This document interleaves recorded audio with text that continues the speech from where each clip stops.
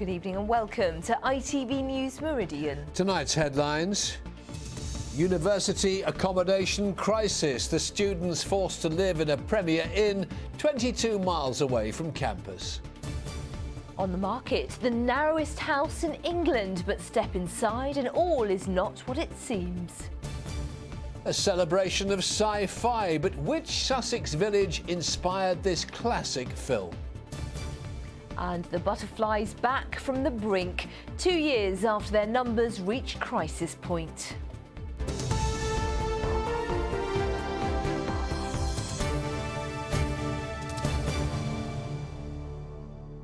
Good evening.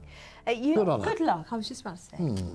Now, it's the biggest celebration the British Film Institute has ever held, and with it the chance to see classic science fiction movies like War of the Worlds. Yes, the BFI's Days of Fear and Wonder season begins this weekend, and as Andy Dickinson found out, two of the world's greatest sci-fi authors were inspired by a small village in the heart of Sussex. No one would have believed in the middle of the 20th century that human affairs were being watched keenly and closely by intelligences greater than man's. They're two of the most famous names in science fiction history and are about to be celebrated as part of the most ambitious project the British Film Institute has ever staged. Over the next 3 months, the work of H.G. Wells and John Wyndham will be screened and discussed everywhere from the South Downs Planetarium to the Hurstmont Zoo Observatory and this pub in Chichester, run by Wells' grandparents in the 1820s. He was a very dynamic person and a very creative person. I think his novels are about people trying to understand the world and their place in it and trying to figure out if they can change it. And I think they have, the best ones anyway, have a strong inspirational value. Born in Kent, where his father played cricket for the county side, Wells is often credited as the father of science fiction, his influence extending far into the politics of his day. Although he was a man who favoured globalisation and saw himself as a cosmopolitan, I think his imagination was completely imprinted by this part of England. He was very engaged with it. Of course, in the War of the Worlds, he blows it all up.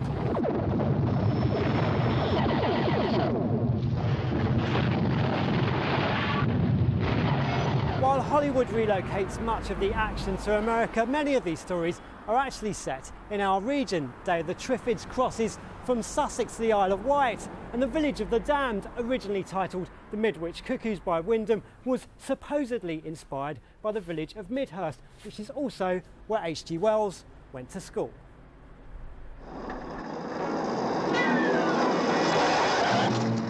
I think there's something quite subversive about Wyndham taking Midwich, or Midhurst as we've stood in, a kind of cosy English village, and basically it's the site where the world will end as the aliens invade in the form of children and threaten to kind of supplant us as a species.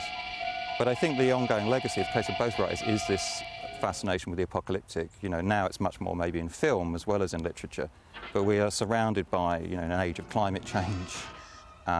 We've got a much stronger sense that, you know, we are a species that have done damage to the planet. Some science fiction is very rooted in our real world. What could happen, you know, if like the sort of mad scientists, sort of genetic mutations, and then some of it is, you know, sort of in those galaxies far, far away. So there's just so much material to draw on. You know, your only limit is your imagination.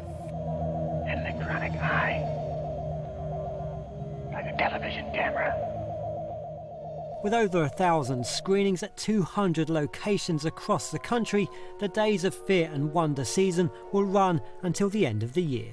Andy Dickinson, ITV News. Oh, I love a bit of sci-fi, don't you? Special effects have moved on a bit since then, haven't they? Brilliant. Now, a Second World War veteran has celebrated his 92nd birthday by riding the world's